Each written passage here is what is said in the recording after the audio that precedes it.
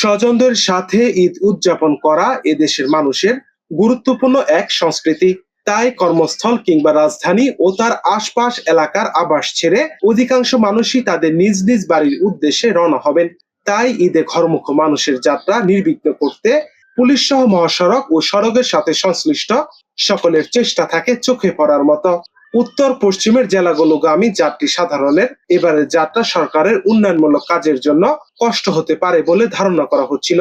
অথচ elevated expressway কর্তৃপক্ষ আগে থেকেই এই ব্যাপারে বাড়তি প্রস্তুতি রেখেছে।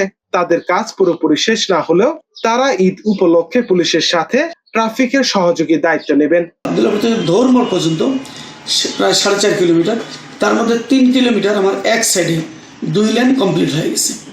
আমরা এটা হয়তো এই 2-1 দিনের মধ্যে বা ঈদের ছুটি শুরুর আগেই এটা ওপেন করে দেবো। এই 3 কিলোমিটার এখানে কমপ্লিট।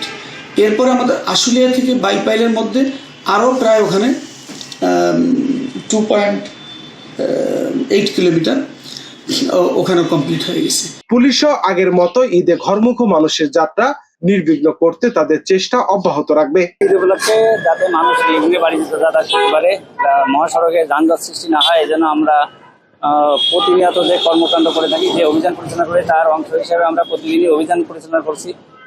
বিভিন্ন রকম ফিটনেসবিহীন গাড়ি, চলাচলের যোগ্য গাড়ি, এগুলো আমরা শনাক্ত করার চেষ্টা করতেছি এবং 3 হুইলার যাতে রাস্তা চলতে না পারে সেজন্য আমাদের অভিযান অব্যাহত আছে।